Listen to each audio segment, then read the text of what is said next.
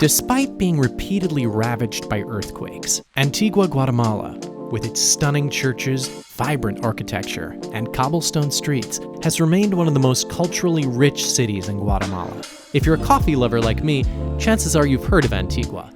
Last year, Joy DeVive said they represent all the best qualities beans in Central America can offer. The city is flanked by 3 volcanoes, including Volcan Fuego, which continually covers its soil with nutrient-rich ash. And while Guatemala's other regions certainly grow coffee that's as good, Antigua's reputation is so strong that disingenuous sellers have occasionally been caught marketing coffee from other areas as Antigua coffee.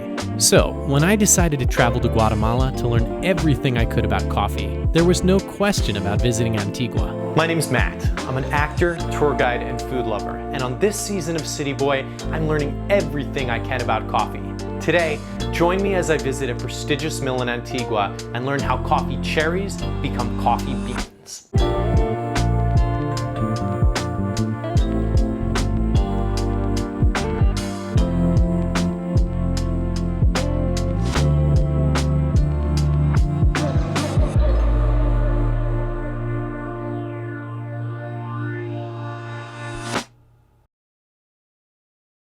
This is Finca Bella Vista, or Bella Vista, as it's pronounced in Spanish. They're quite different from Finca El Huerto, which I featured in our last episode.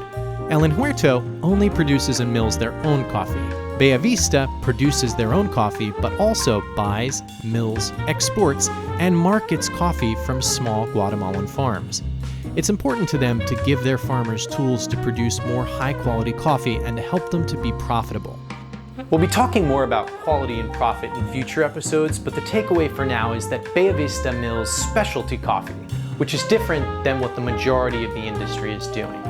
Lots of large farms aim to produce quantity over quality, and several small farms may not have the means or education to produce high-grade coffee. I tell you all this because the process of turning a cherry into a bean varies, depending on who's doing it and why. Bella Vista's goal is to skillfully process a high volume of specialty lots, which must remain separate from each other.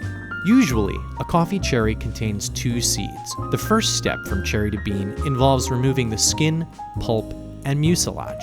There are 2 common ways to do that. The original method is called natural processing, and it involves letting the coffee dry in the sun or in a greenhouse for a few weeks until the seeds can be removed. The cherries must be constantly raked to keep them from getting moldy. Natural processing results in a subtle fruity flavor to the bean, which some people love, but others do not. While natural processing does occur in Guatemala, a vast majority of the country's coffee is washed. In fact, to be officially designated as Antigua coffee, it must be processed through washing. While some farms choose to send their beans off to a wet mill, others do their own washing, sometimes to have more control over the final product, and other times to cut costs. Now that you've learned the basics, let's go see the mill. Every day, Bella Vista gets new shipments of cherries in the reception area.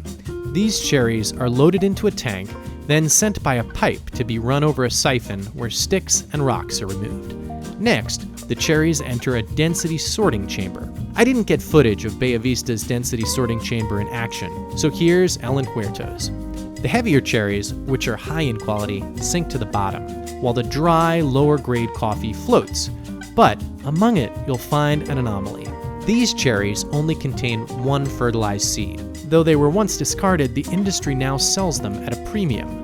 They're called pea berries, and they're more round than their flatter, conventional cousins. Next, the floating coffee will be separated for additional processing, and the dense coffee will move to the next step. In an effort to be more eco-friendly, Bella Vista is removing water from their milling whenever possible. So, after leaving the float tank, the cherries are tossed through a pipe using centrifugal force to move them to their next destination, the depulper. First, the machine checks for green cherries that don't appear to be ripe. Then, it removes the skin from the cherries. Both of these steps work without the use of water. Then, this machine filters out cherries that weren't properly depulped. The depulped cherries are placed in a tank where they will be fermented. This is a critical step in the process, and a complicated one. If it's done right, the mucilage or fruit will be separated from the seed. If it's over-fermented though, the entire batch will be ruined. Bella Vista monitors the tanks to be sure they stop fermenting before this happens. The process usually takes between 8 to 15 hours, depending on weather. It would take longer, but they use recycled water as it already contains microbes which speed the process up. When it's time, the tanks are emptied and the beans travel to a machine that cleans them. Here, you can see the beans before and after cleaning. Next, the coffee has to be dried. There are 3 ways to do that: on a patio, in a drying machine, or in a greenhouse. There are pros and cons to each drying method, and as with other decisions made during the milling process, each method can subtly affect the flavor of the final bean. The goal during drying is to reduce the coffee's moisture level from about 60% to 11%. Patio drying is the most common method used in Guatemala, with the exception of the Coban region, which is humid throughout the year. It's the most cost-effective and results in excellent flavor since it dries the coffee over the course of the week in the sun. But it's not without risks. The temperature of the beans must be carefully monitored, and raking is required so that the temperature is consistent among all the beans. If the beans get too hot, they'll start to break down, and the quality will be compromised. The same is true if they dry too slowly. The beans may start to ferment. The biggest downside is that it's not protected from the elements. If the forecast calls for rain and a batch is almost dry, Bella Vista will cover the beans with a tarp.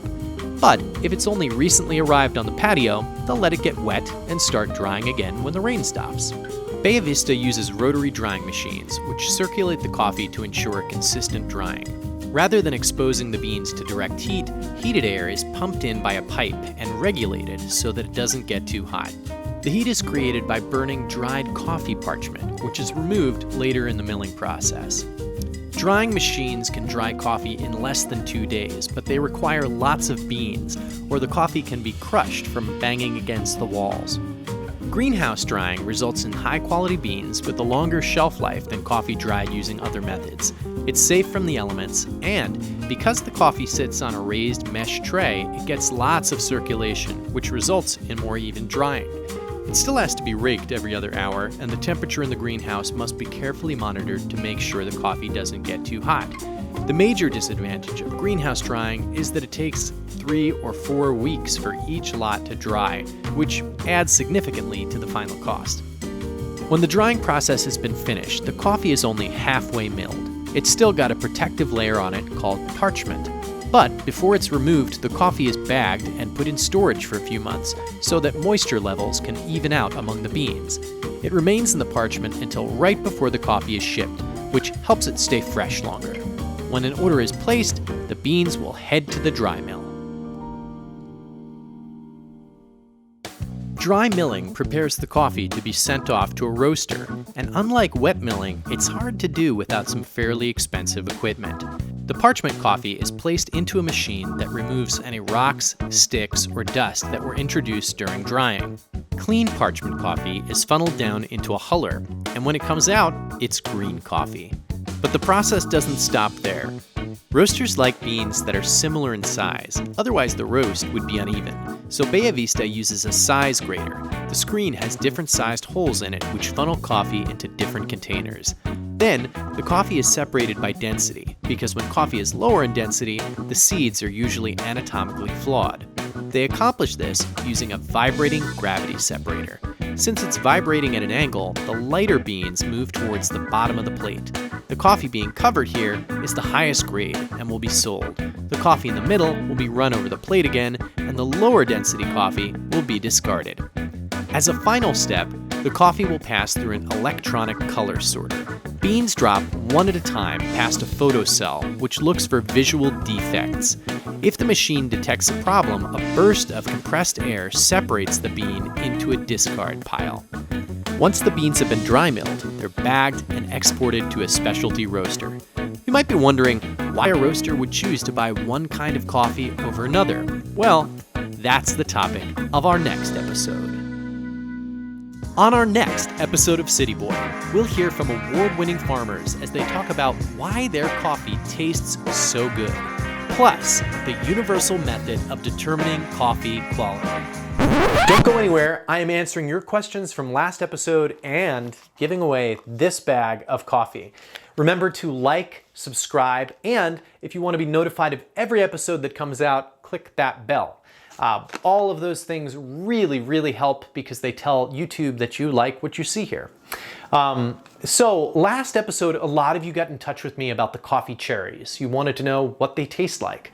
It's a really good question, and not a simple one actually to answer because they all sort of taste a little bit different, and that's kind of the cool thing about them. The difference could be the variety of cherry, it could be the region it was grown in, it could be that one side of the street got more sunlight than the other side of the street. It's pretty crazy, really. And that's something that translates over into good coffee, which I guess is one of the things that, you know, makes it so exciting. But overall, I would sort of say they're a little bit sweet, very refreshing, maybe subtle notes of melon, a little bit of citrus, maybe some caramel flavor to it. There's not a lot of fruit to them. Somebody was like, oh yeah, could you take something and make like a jelly from it? Not really. There is actually a tea that is made from the skin, which we're going to talk about in upcoming episodes. So you can always check that out. I am giving away this bag of coffee, the Bella Carmona from one of my favorite roasters in New York City, Joe Coffee. Really excited to do that today. Last week, I gave away a bag of Cafe Loco, and the winner of that was Lenine. So congratulations, Lenine. There are two ways to enter to get this. One is to leave a comment in the comments below and let me know what you thought of the episode. Another thing that you can do is become a patron of the channel, and you actually get 2 entries if you do that. Every time I'm giving something away, every single patron through Patreon will be entered to win. You'll also get exclusive content that nobody else has access to, and you continue to help me to grow the channel. So there's information in the links below about how you can become a patron of the channel. This bag of coffee from Joe Coffee actually features beans from Bella Vista, which we saw in today's episode. So it's a really cool thing to be giving away today. The other thing I wanted to tell you about is that Joe Coffee had to unfortunately close all of their stores because of COVID-19. So all the baristas that work there are no longer, you know, making any money. And they started a crowdfunding campaign. So I'm also linking that in the description below. Thank you so much for joining me on this episode. I'll see you next time on April 23rd. Take care.